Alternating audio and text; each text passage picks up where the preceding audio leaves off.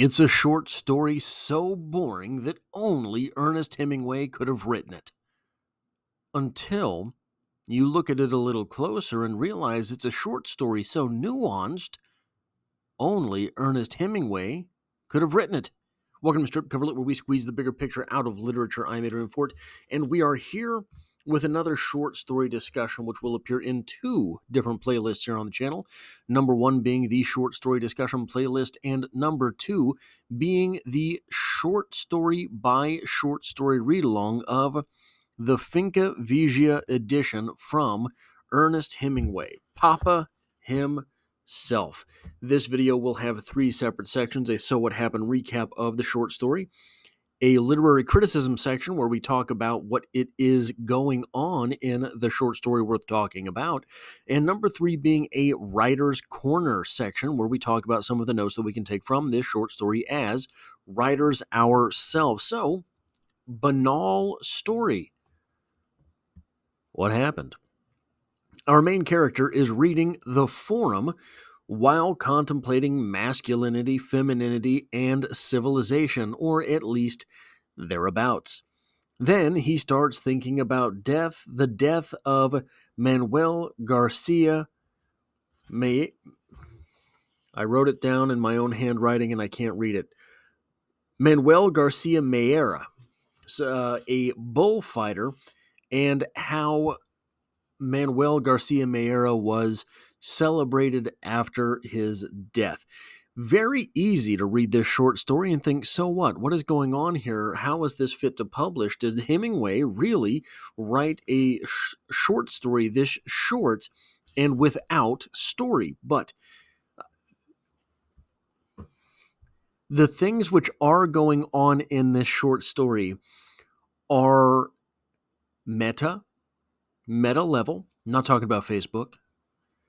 They are provocative, and quite honestly, one of the things that I have started to really pick up this time around reading through the short stories from Hemingway is Ernest the shit talker. And there is, I think, a heavy dollop of that right on top of this short story in general. So, what am I talking about here with literary criticism? Number one, masculinity versus civilization, femininity versus civilization. Well, we have just a couple of paragraphs into this short story. These couple of paragraphs. Our deepest convictions. Will science upset them? Our civilization. Is it inferior to older orders of things? Do we want big men, or do we want them cultured? Take Joyce. Take President Coolidge. What star must our college students aim at? At what star must our college students aim, Ernest? There is Jack Britton. There is Dr. Henry Van Dyke. Can we reconcile the two? Take the case of young Stribling. Okay, now, I want you to put that paragraph in the back of your mind. I'm going to read it through one more time just without interrupting so you can visualize each sentence as its own bullet point, and this is for a reason. Do we want big men or do we want them cultured? Take Joyce. Take President Coolidge. What star must our college students aim at? There is the case of Jack Britton. There is the case of Dr. Henry Van Dyke. Can we reconcile the two? Take the case of young Stribling. Now, this is a question, a paragraph that seems to be asking the maybe age-old question. I didn't know that this was really a problem in Hemingway's day. You've got big, burly men, big, manly men. Are those the right kind of men? Or do we want, cultured men who button the top button? Probably they wear ties. Maybe their pants are a little too tight. Those kind of men. Which, very tempting. from my own line of criticism to take this point and just go with it, man. A lot of the things that I've talked about here, a lot of the papers that I wrote when I was in college, trying to reclaim some bit of the literature. But just a little bit later, we have this. Are you a girl of 18? Take the case of Joan of Arc. Take the case of Bernard Shaw. Take the case of Betsy Ross. Now, I don't know who Bernard Shaw is. I don't think this is George Bernard Shaw. I don't think maybe the dates don't line up. I think George Bernard Shaw was published in 1925, and the next paragraph starts off with 1925. But the other two characters here are women. But Joan of Arc and Betsy Ross, so Joan of Arc for sure, embodied a lot of the masculine ideas, right? A warrior, all of these things, standing up for an ideal, etc. This was part of her story, even part of her mythos, was the blurring of gender ideas, right? And then Betsy Ross. Maybe I don't know a whole lot about Betsy Ross, but I think that when you imagine Betsy Ross, part of what you're imagining is the Revolutionary War. So you're really contextualizing Betsy Ross as something of a warrior herself. Why is this important? What point am I making here? This paragraph is celebrating masculine roles for women. The previous paragraph was questioning, do we really even need manly men? So what is going on here? Why is this in here? Well, we're going to get back to that in a minute. But the number 2 point here is that first line. So he ate an orange, slowly spitting out the seeds. First off, slowly spitting out the seeds, getting rid of the seed, getting rid of the seminal value, getting rid of the next generation, right? Spitting out the next generation, discarding the next generation because you don't have the taste for it. But to begin that sentence, this short story, with the word so, well, it begs a question, does it not? So he ate an orange. So, what's the first part of that? This implies a beginning of that statement. I've got one for you. He had nothing better to do, so he ate an orange. And what is he doing here? He's just sitting around. He's sitting on the stove, warming his jimmies up.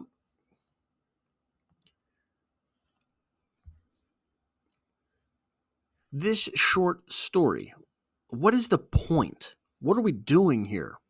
Well, Hemingway makes a great big point of this. There is romance everywhere.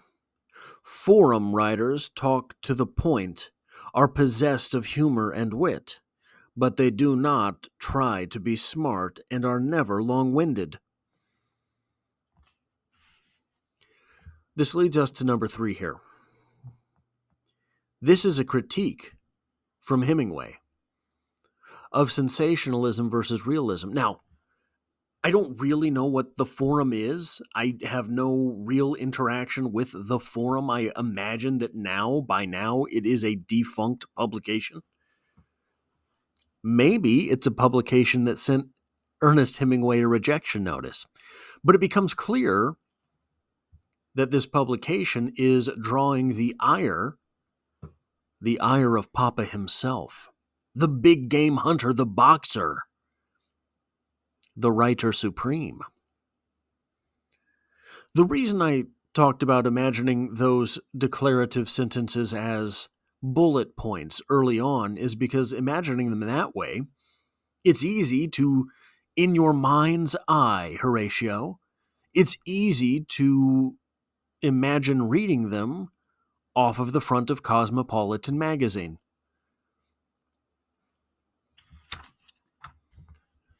Are you a girl of 18? Take the case of Joan Arc. Take the case of Bernard Shaw. Take the case of Betsy Ross. Those sound like bullet points off of a cover of Cosmopolitan. What about this? Do we want big men, or do we want them cultured? I think I've actually seen that headline on Cosmo. The answer, by the way, always is big, cultured men. Have your cake and eat it too. That's what those magazines tell everyone. Not that I've read them. Okay, I've read some of them, all right? So what this short story is an argument about sensationalism versus realism and how media, fake news, can set these things up.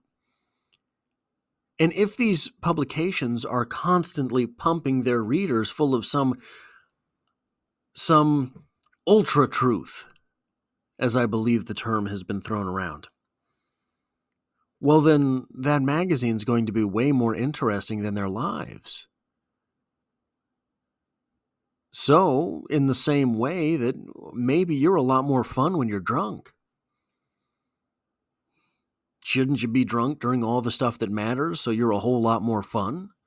It becomes addictive in that way. And hey, if you're more fun when you're drunk and you're not having a good time, what if that's the answer? You could be fun all the time. You could have all the friends in the world, man. That's the thought process behind this type of sensationalism in media. Don't you need that next hit? That next hit of Cosmo? That next hit of Maxim? Is Maxim still... Did I just date myself? I don't know if Maxim's still a thing. I have no idea. Muscle Mag's not a thing. Are there still magazines? There's NFL draft magazines, I know that much. Anyway, this idea of sensationalism versus realism, Ernest Hemingway, not a very sensationalist writer. Ernest Hemingway here is seemingly arguing for nuance and taste. So the reason I have World War II written down there is there was an interesting bit of cajoling between British troops and American troops during World War II. The British troops had this phrase, yeah, the Americans are all right. The problem... Here, let me start it this way. No, I'll start it this way. This is the better way to present it, but it's not the best way for this conversation. Anyway, the Brits talked about the Americans. They're all right. The problem is they're overpaid, oversexed, and over here. We'll come back to that. And the Americans, in return, always said, yeah, the Brits, they're good guys. The problem is they're underpaid, undersexed, and under Ike. Ike being Eisenhower. So the idea there was that the Brits liked the American troops, but they were just too extreme, right? And the Americans liked the British troops, but they're kind of our inferior. But the reason I bring that up is the Brits who were more cultured, yes. During World War I, the Brits were famous for carrying books onto the battlefield. The Brits during World War I started the tradition of trench poetry. Very, very interesting movement. The Americans, all of the culture of the Americas, was just so new and brash. Oversexed, overpaid, and over here. They'd be better if they were off in the European theater. Just don't send them here, man. They'd be better fighting on some other front lines, just not these front lines. Send them somewhere else, man. that has been part of Americana. The hyper whateverized, hypersexualized, hyper sensationalized, hyper colorized. All of these things have been Americana. Don't you know that in Europe they still make black and white movies? These ideas of the ultra truth that we get through media in the United States, that's just part of it. And Hemingway, in this short story, seems to be taking the pee out of it a little bit. So, Writer's Corner. Contextualization. This short story, this short story sure is fun to talk about. At least, hey, look, I could be wrong about the whole thing, right? But this short story sure does seem to be fun to talk about once you crack that egg. If I'm right, and it is about this whole sort of fake news sort of thing, then this is really piss and vinegar from Hemingway, right? The guy who wrote Hills Like White Elephants really just socking it to somebody here. Hemingway, who famously said, "My writing is nothing, my boxing is everything," going full pugilist in this short story, however. Maybe it's just me. I didn't get it at first. And sure, I'm not the brightest cookie. Is that the phrase? I'm not the sharpest cookie. But if your intelligence as a reader can be parsed, and it can, by how much time you're willing to put into your reading, then if you're submitting this short story as a writer to a publication, you, as the writer, are only as nuanced as the editor reads you to be. So, yeah, this seems to be a short story circling around contextualization, seems to be a short story that is really hammering it home on something. But if that level is not there, is not evident to the reader who pulls the trigger on whether or not you get published, if that nuance is not readily available to the editor, you don't get published. Now, Hemingway, for a good portion of his career, had he submitted something and it said Ernest freaking Hemingway, okay, run it. Some of his novels, perhaps, suffered from that. I don't think a lot of his short stories did. I think a lot of his short stories still maintained that true Hemingway essence. In fact, one of his better short stories is a longer one, which may have sort of pointed to indulgence, but it was never published.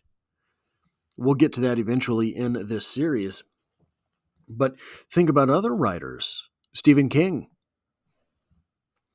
Stephen King's just pooping on a plate and submitting it as gourmet.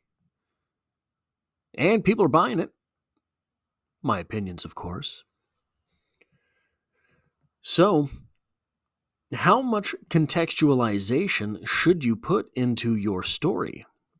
What type of dice are you willing to roll? Right? Do you want to risk? So I'm not going to tell you the whole story. In my writerdom, there are some, I'll tell you one of these stories. In my writerdom, there are a lot of stories where if you read it with assumptions, I really don't look like I'm a very good guy. Now, why we are at the place where reflections on the author are so important, I don't know. But here's a funny one from my past. I wrote a short story as part of a novel. That short story included all of the white people, and just remember, all of the white people getting in a tizzy about all of the not white people. And I'm talking on Earth. So all of the white people got in a rocket ship and colonized Mars. And all of the not white people were left on Earth. And nothing fell apart. Now this is told from the perspective of someone who's still on Earth. And then one day, all of the not white people on Earth look up into the sky and Mars blows up.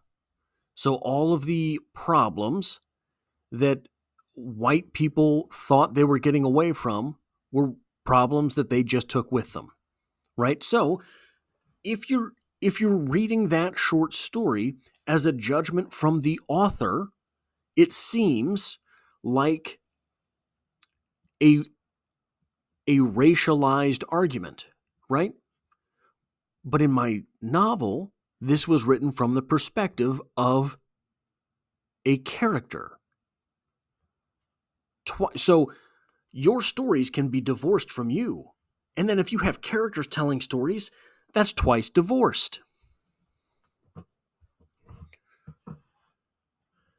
And then I realized,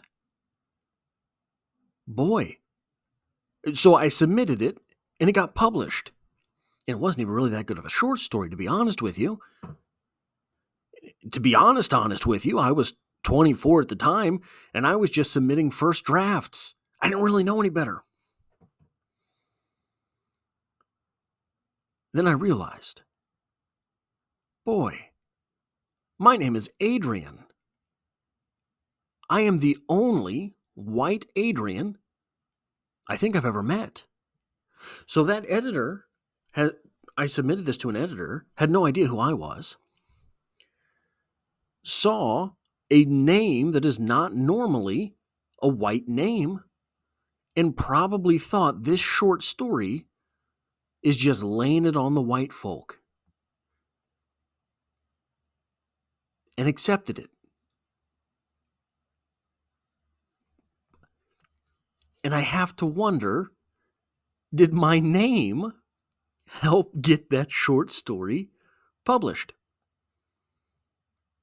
Because my name, Adrian, often a Hispanic name, often a black name, very rarely a white guy name. Is that what happened there? Was that editor willing to look into the contextualization of that short story because they had assumed something about the author? Right? So that is a situation where the editorial contextualization of the short story probably helped get me published. I believe probably helped get me published. Will the contextualization of your short story stop you from getting published as well? Indeed, it will. I don't know where this short story was published originally, if it was published outside of a collection of Ernest Hemingway short stories, right? Did a magazine editor get this short story, publish it because it said Hemingway on the submission letter, and not go deep enough to contextualize, hey, this is Ernest Hemingway hitting us in the kidneys? Or did the editor receive it and say, oh, yeah, we deserve this one, right? Anyway, that's what I have for this short story. If you like or appreciate what it is that I do here, hitting the like button really does help me out, as it tells YouTube to share this video with other literature lovers. If you find yourself here by chance but not design, literature is the only thing that I talk about on this channel. So consider hitting the subscribe button in order to stick around for more. And as always, I hope to see you back for the next one.